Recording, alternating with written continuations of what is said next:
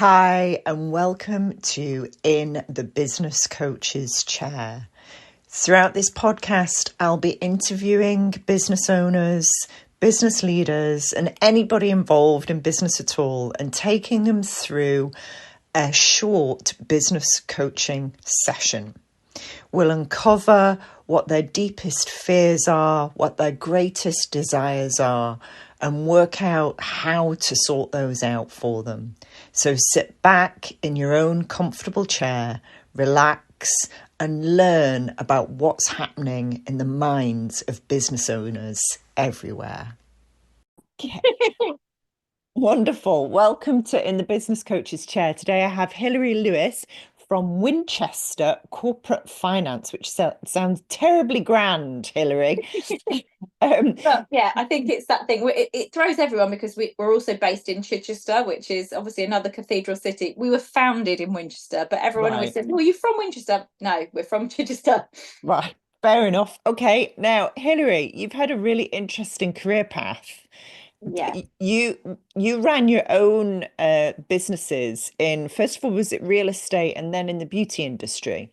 No, so I bought my first business at 22, which was a beauty Okay. salon, and I owned that for 15 years. Right. During that time, I then purchased a vacation rental property business over in the US. Right. So yeah, I've dabbled, but I sold a vacation rental property business at the end of 2018 Okay. and sold the salon at the end of 2019. So very lucky before COVID hit. Well done, you. Yeah, would have affected both industries. So yeah, twice exited.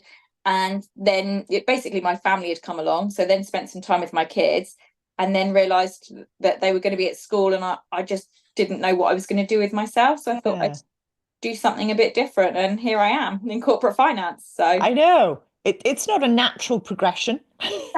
No, not really. I think that's the thing, isn't it? Like when you've gone, I mean, I think the nice thing for me is there is a natural progression in terms of I'm giving back to the business community that I came from.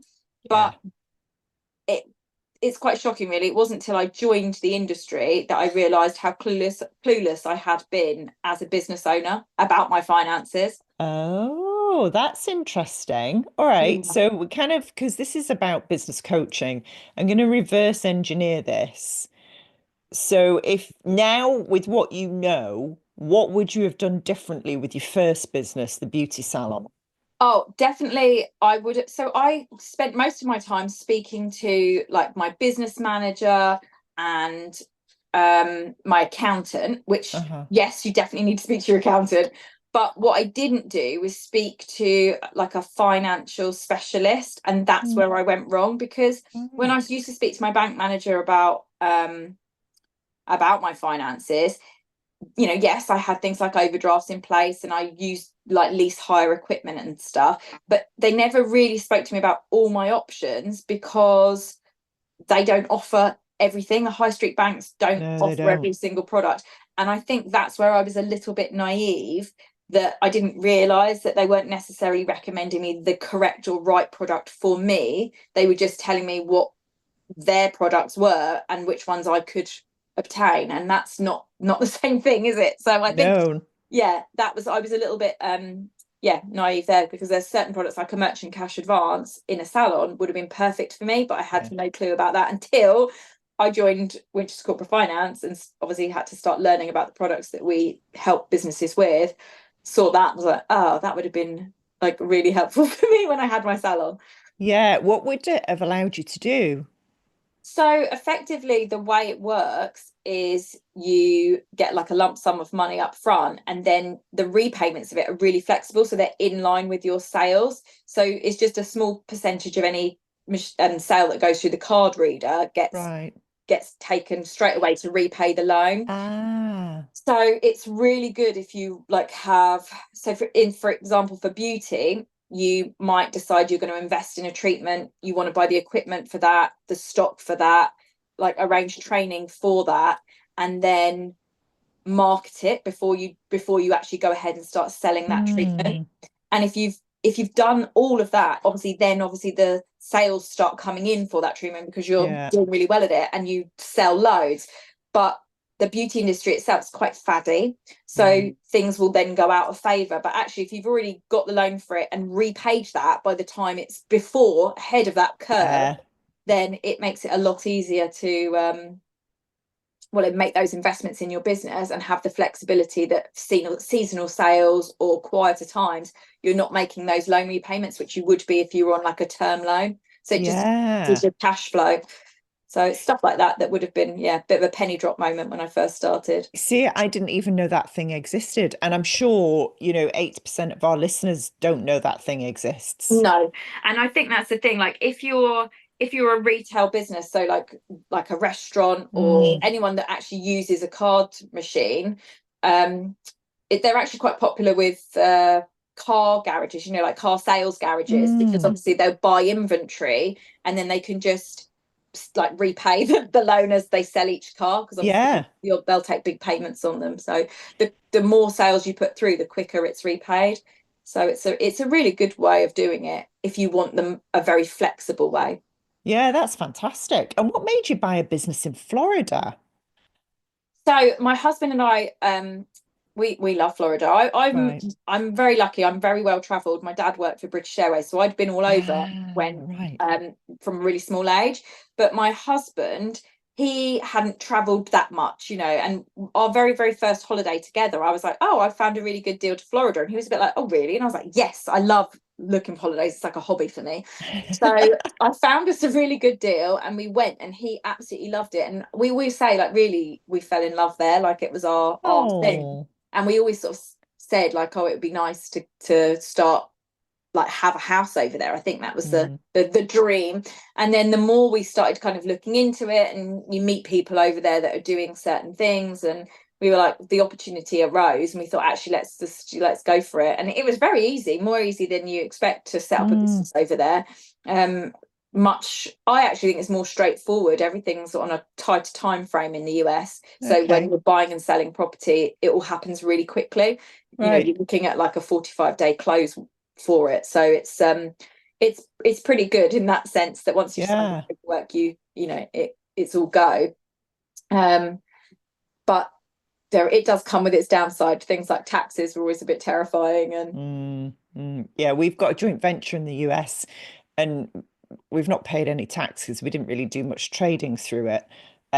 We'll do more trading through it next year. And it's just like the state and the federal tax and this tax, and you're like, whoa. Yeah. Yes. That's complicated. Terrified me. Yeah. And I think that's the thing. I had lots of legal advice and some great people on the ground, because I was running it.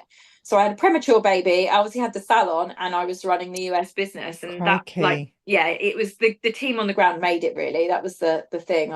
You do need the right people in place to do it, split your time between. But it's nice. I mean, I still love Florida. We still go back. So it's Whereabouts do you go?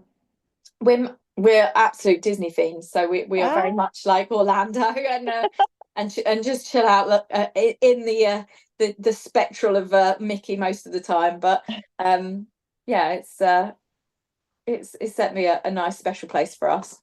And again, going back to when you were 22 and you bought the spa business, again, a lot of entrepreneurial people go, well, how at 22 do you go about buying a business? I mean, where do you even look to buy the business? How do you find one for sale? How do you raise the money? Yeah, so my journey, it's a little bit interesting because it was opportunistic more than anything else. So I started work. I used to work at Goodwood at the spa there when I left college, and I got really fed up with the travel time, because it was taking me ages. Like, especially on race days, it would take like an hour and 15 minutes, and I was like, this is ridiculous. Yeah. So I thought, I'm going to leave. I'm going to go and work somewhere else. And at the time there was a salon in Bognor called Revive. I live in Bognor Regis, near Bognor Regis, and there was a salon called Revive there. And I thought, it was in the paper that they were looking for someone. And I thought, amazing, I'll phone up and apply. And when I phoned, the lady in the end was like, oh, do you know where we are? I was like, oh, yes, you're just on the corner of the Steen. And she was like, oh no, we're not that far into Worthing. And I was like, Worthing? And she was like, oh, we're in Goring. And I was like, oh, okay, thinking I'd never even heard of Goring, which is but it's down the road. And obviously I got the job there. But once I'd started, the owner told me that she was pregnant, and I don't know what it was. I think we just had a conversation. We were having a conversation about something, and I think I'd said something like, "Oh, my parents are always, did think about maybe," because my sister was also a therapist, thinking, maybe we'd go in together or something. And she came back to me and she said, "I've been thinking about that conversation you've had. Would you ever consider buying the salon?" And I'd only worked there 3 months, so it was a bit like, oh. But the more I kind of thought about it, I was like, yeah, actually, I would be interested. Give me the details. And it was that the opportunity presented itself. So then I convinced my mum and dad to get a loan in their name, a personal loan, to be so that I would repay it. But he said, "I will. Okay, we'll do this for you. We'll get you half of what you need." And so the salon itself was 50,000. I managed to persuade my mum and dad to get a £25,000 loan in their name that I would repay. And then I went to the bank. I went to my high street bank and put in for a loan. Well, it was like a government like a business backed start thing that they were doing back then. Because this is obviously quite a while ago now. And went down that road and went in and did it. And I'm pleased I did. It gave me a lot of experience. But yeah, obviously that's the route I took to get in there and do it. But there are obviously better ways sometimes. Well, just not better, just different, aren't there? Yeah. I think if you can raise the capital yourself, but I wasn't at that point. I wasn't expecting it. I was quite young. I was living at home. I was just, splurging my money at weekends and not being particularly sensible. If I had like the presence of mind to go, oh, actually, let's save for something, then to know that is even an option, I think you don't necessarily think it would be. You don't, definitely not. TriCress trains brilliant people to be brilliant business coaches. Want to find out more and join our growing community of brilliant people doing brilliant work with brilliant businesses throughout the world? Go to tricress.com, TRICRES.com. Thanks. Oh, that's really interesting. So now you're a marketing director for a corporate finance business. What's the biggest business challenge that you come across? First of all, in your own job, and then in other people's businesses. I think for me, it's just normally just being spread a bit thin. I think like trying to fit everything in. Marketing's ever evolving. There's always stuff to do. Like there's always more, and I definitely feel that that my task list never ends. There's always more that can be done. And I'm a bit of a workaholic, really. My brain doesn't really ever switch off. I'm very good at like spotting opportunities or coming up with something creative, and I'm one of those people that if I don't jot that idea down there and then it will just filter off into nothing. So I'm very, very quick at like just making sure that I'm on it when I do have something and write it down and then try and go back to it. But yeah, I think that I would say it's just constantly there's more stuff to do. That feeling of not being very good at slowing myself down sometimes to actually let's just concentrate on this thing right now and then do the next thing. I'm forever having to like write priority lists and go, right, okay, what's at the top, what's at the bottom, what needs to be moved around. But yeah, it's I love it, but it's definitely more hands on deck would be amazing. And then I think for other people, like other businesses, a lot of them do really struggle with I think a lot of them really do struggle. Staff is always a big headache. It's huge. Whether that's bringing more people on or just the dynamics and stuff with inside, I think that's always and I know it was certainly always my biggest headache, especially in the salon, that trying to get everyone in and it runs smoothly. And things like working cash flow is a real struggle for a lot of people, just making sure that they've got enough at all times and that there isn't those like peaks and troughs with their finances. But I would say they're the two big things that we hear. Yeah, there's certainly what we come across all the time in our work. People because I think business owners will have an idea of what they want to achieve, where they want to go. I don't know whether you had that for your salon. Did you have that kind of vision and plan for your salon? Yeah, I did. So I was very very focused on what I wanted and where I wanted to get to, and I would set goals. However, I think my I would say my goals did change because my focus changed after I got married and we started trying for our family. We started to really struggle. We realised that I had some infertility issues, and we Okay. had 7 hard years of trying, like going through IVF and trying to Oh my conceive, God. and running that alongside the business. That's where I think it was hard and difficult to Yeah. manage. But obviously, we had our family at the end of it, and we got there in the end. But I would say I did take my foot off the gas because that became my focus, and actually it is hard when a business is all consuming, but then you've Yeah. also got something that seems a lot more important to you Yeah. that is also all consuming. And so I didn't have the capacity to be like, I'm going to push with the business, because originally when I started I was like, I'm going to get 3 or 4 of these, I'm going to Okay. expand and go there. But the more I thought about it, I was like, actually, it's hard running one. Do I really need the extra hassle when I've Yeah. got this going on in the background as well? So it's like, Yeah. no, I can't cope with that right now. It's not for me. I think a lot of women experience that. Mm, That experience for you of trying for a family is, like you say, was all consuming, and it takes a lot of brain space, a lot of physical, mental, and emotional energy. yeah. And then when the family comes along, that's even more physical, emotional, and mental Yeah. energy.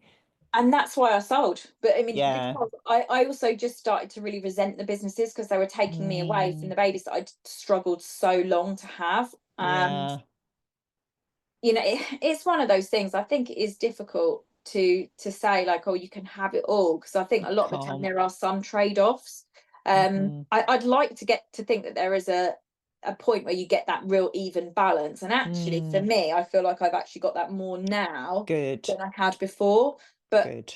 you most people, I think, when they're in corporate, they think it's the other way around, that actually if I work for myself and I own my own business, I'm going to have more flexibility. Whereas I didn't really feel like I had that. I felt like Mm, yes, I could, do doctor's appointments when I wanted, but the nature of the salon and appointments, and I'm very customer centric in my approach for everything. So mm, I would never have wanted to move clients around or have my things going on affect them. So I was actually very silent about what I was doing. Most of my my clients didn't find out I was pregnant till I was 6 months, so I yeah. did everything. Yeah, so it was one of those things. I didn't even think I wanted kids, so it was just like, I think it's very hard to navigate. It is, yeah, it's very difficult. And you're right, it's really hard to know whether that's something you do share with your clients or you keep private. I think that's very dependent on the individual, Yeah. actually, definitely. Okay, so that's what interesting. Now, Winchester Corporate Finance, they don't sound like a big corporate to me. Correct me if I'm wrong. No, we're not. So Right. there's 8 of us in total. Okay. So we're Okay. quite a small team. Mm. But I think it's funny. A lot of people think we are bigger than we are, because we're a Mm. national company, and I do a very good job at shouting about You us. do. Yeah, you do. I think people that sometimes assume that we are a bigger team, that we might be a team of 50 or something, but we're not. Mm. There's only 8 of us. Which is great. And do you think that small size business gives you more flexibility than being out on your own?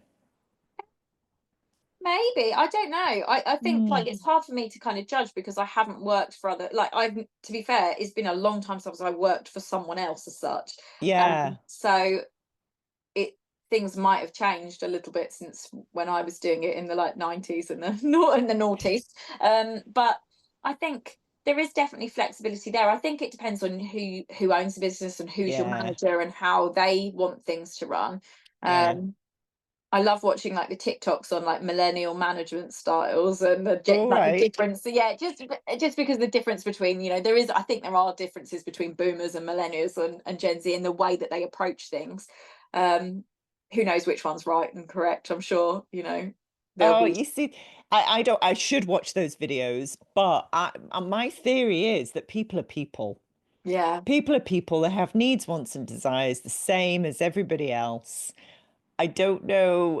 Give me an example of millennial style management, because Well, it's not something I'm aware of. so they normally say like that millennials are really, really laid back. So in the sense Okay. that, like, if you say like, oh, I need like, oh, I don't feel like, oh, they're like, oh, take the day off, like, oh, don't worry about it. So Oh, a lot more, whereas, the boomers, the tradition, like, you're working whether you're dying, like, right. unless you're coughing up a lung, it's not happening. Yeah. Whereas like, obviously the joke is that the Gen Z are like, well, the plant died, so I Yeah. didn't cough, it's that kind of that.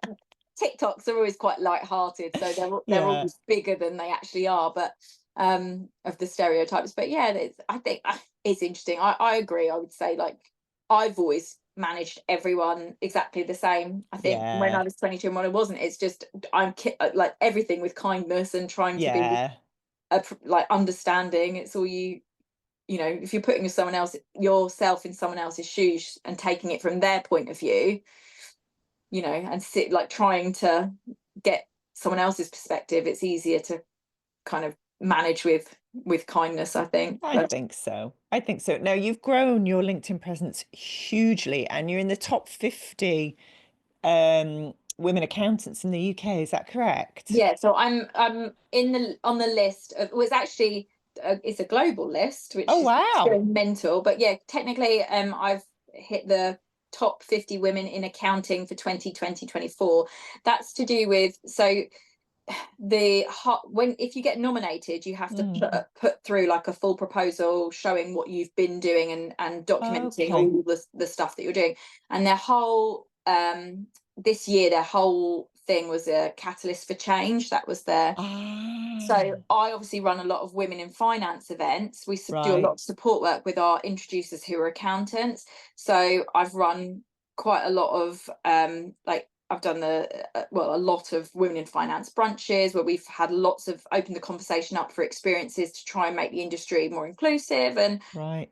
same for women in business. I've done full day women in business events that have encouraged women to step up and step into like very empowering and Yeah, understanding their finances. Obviously, earlier in the year, I did the podcast with Beth yeah. Jackson, who's also an accountant. So we've really tried to bring finance to the masses, I think, but also that Mm, inclusive kind of space. And for women, I do think it's particularly important because we haven't been at the table as long. So women mm. couldn't actually get a business loan before 1988 without a male counter You're signature. joking. Well, we couldn't get a mortgage before 1975 without I a man. didn't. Yeah, so there's lots Wow. of steps. I mean, there's even some that are more like, we weren't taxed on our own income before, I think it's 1992. Obviously, we couldn't spend our money in a pub before 1982. Like, there's, What? yeah, women weren't allowed to just go into a pub and buy a drink before 1982. I There's had loads. no idea about that. Yeah, there's loads of these dates, and when you start hearing them, you're like, that's in my timeline. Yeah, I was That's not 12. yeah, that's not that long ago. No. So I think it's why it's so hard for a lot of female business owners, because we've not been doing it as long. Mm, We've not mm. had the opportunities. We haven't got the networks that have been formed, going back for a longer from Yeah, getting in business yeah, effectively. yeah, So it's just something that I'm quite passionate about. I think when I came in from a female industry, obviously beauty is very female dominant. yeah. You kind of think like, oh, these powerhouse women, they're doing really well, but actually that's not the norm. And No, it's what I've realized when I've come in. Obviously finance is very male dominated, same with yeah. accounting. And I think those shared experiences and kind of bringing about change and pushing for more, whether it's the gender pay gap or Mm, the funding gap, which is also yeah, there for it's women. huge. Yeah, um funding gap's huge. yeah, it's just something that I've become really passionate about. Wow, amazing. So when you look at businesses from your kind of bird's eye view, Yeah. what key piece of advice would you give to businesses who are ambitious and do want to Yeah. grow? So we deal specifically with businesses in their growth phase. And I Okay, think the biggest thing that we say to them is actually really understand what your finance options are. Because if okay. you're using money as a tool and you're Mm, leveraging debt for growth, which is Mm-hmm. effectively what you do, like most of our clients are doing when they're using Yeah. finance. Even if they're not sure when they're going to want it, if they understand what all their options are, that's the real key part, because that knowledge is power, isn't it? So if you can understand where you sit in the market, what is available to you, and how it can get you from A to B, having that plan and that strategy to how you're going to use that money and really implementing it effectively, that's what tends to make the difference. Perfect. Yeah. So they've got that knowledge. So as their business goes along, they know exactly what could be available to them at what stage. Yeah. And then they can pick up the phone. That's such sound advice. And I've been in business for 30 years now, and I've never received that advice Oh, ever. well, that's good. Yeah. So that is fantastic. So when, in my experience, and I'm guessing this is the experience of the vast majority of business owners, it's been a case of you get to a point where you go, right, I need finance, and you go to your bank or you ask your accountant, and everybody goes, well, I don't know. You could get a loan, or the other one is invoice financing, and Yes. think those the Yeah. ones that everybody's familiar with, Yeah. or if Asset you want to finance or whatever. Yeah. asset finance for big Yeah. pieces of equipment, exactly. But that's it, or an Yeah. overdraft. And if Yeah. you want an overdraft or a loan from the bank, you literally have to sign your name in blood. Yeah. And jump through a lot of hoops. Like most banks won't give you an overdraft No, now. they won't. No. No, they won't. So I think that's the thing. It's understanding what is available to you, Yeah. and what the thing is, when you go through having a bit like a business review, things like your credit score will come up. And Mm-hmm. sometimes people don't realize that they have a personal credit score, but their business will also have a credit score. Yeah. Yeah. And it's stuff like that actually sometimes we say to people, look, while this is what you can get now, if you went back and did XYZ in 6 months' time, you will be able to get a much better rate or facility, a bigger Brilliant. facility than you can now. But a lot of people just don't have that knowledge that they can even do this. And the Yeah. crazy thing is, so for us, the business reviews are free. That we like, it's a free Right. service. We don't actually we get paid by the lenders. So the way that Right. brokerages work, we're very transparent in Yeah. how we earn our keep. But for our clients, our services are free for them. Wow. So why wouldn't you? That's the bit that gets me. Yeah. It's like, if I'd known that I could have done this when I had my salon, and it wouldn't have cost me a penny, and I would have understood exactly, okay, well, this is how much I will be able to borrow at this stage. This is where Yeah. I sit in terms of my credit score and what I've got. If I get to the next level, that's where I'm going to probably sit with which lenders. Like, Yeah. there's all that kind of thing that I just didn't have a clue on. And I'm like, if someone had told me this, speak to someone about your Yeah. money like this, it Yeah. would have been a game changer for me. Yeah, this is incredible. So, okay, first of all, I'm going to book myself in for a free review. Yes, We've amazing. we've turned the tables. This is me in the business coach's chair. But second of all, I've got at least two clients who could do with this, who could really, really do with this kind of review to look at the options that are available to them. In fact, three clients, and in fact, more. Do you ever work with franchise companies? We work with everyone, like, I think that's the Right. thing. So we as long as you're limited, we can't work with sole traders. No, Because, no, none of you mine are know, sole traders. No, no, no, they're all limited companies. Right, I've got a whole load of people I can push your way because yeah. Oh, well, we'll have a whole nother chat. I think yeah. that, yeah, it makes sense, because we do have like an introducer program too. So if which is, I guess I might as well say, if people make introductions to us, we feel like they've found us the client. So Mm, we actually split the commission then that we get from the lenders 50-50 right, with anyone who makes an introduction to us, because we're like, right, you've done half the work for us anyway. right. So Yeah, I've got clients that, yeah, this would be, like you say, this would be a game changer for them. It yeah. really would. Okay, so how do people get hold of you, Hilary? So, well, obviously they can follow me on LinkedIn. I'm Yeah. Hilary Lewis on LinkedIn. That's most people know me as. But they can either go to our website, which is www.winchestercf.com, or they could email in, I guess is the other option, and I'm Hilary@winchestercf.com. So perfect. Now, normally I have solved a business problem for the person sitting in the business coach's chair. But what I like to think about this podcast is potentially we've solved a whole load of problems for a whole load of different fingers businesses crossed. Yeah. out there. And with the magic wand to allow you to prioritize and just not think of a million things at once, do you know that whatever you're doing is working? Oh, thank you. Whatever you're doing is working. So, actually, I wouldn't change a thing because it works beautifully for you. And this is one of the things that we teach our business coaches is if a process, a strategy, a way of doing something is working, leave it as it is. Thank you. Well, I think like we work really hard, all of us, the whole Yeah. thing. And I think the guys in the office who are the actual brokers that do the business reviews, Yeah.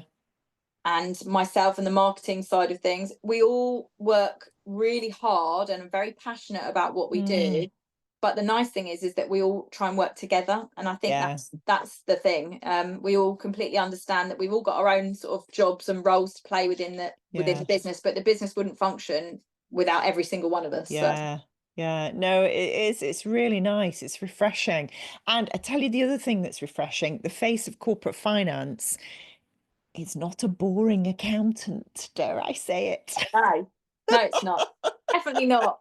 I feel sorry for the accountancy world because they do get a really hard rap. I know, bless it's the them. same with all. I think that's the thing, isn't it? Standing out in a sea of blue suits is not easy sometimes. But yeah, I know. No, you've got a good thing going. Thank you so much, Hilary. That's amazing. I thank you really so much. appreciate your time. Thank you. Thank you so much for having me on. I've loved it.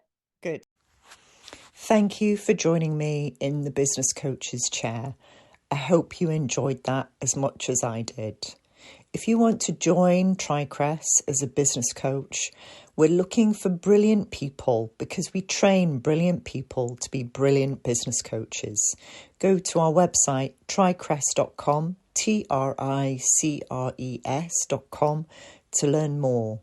Or if you want to join me in the Business Coach's Chair, contact me at hello@tricrest.com. Either way, I'll see you soon.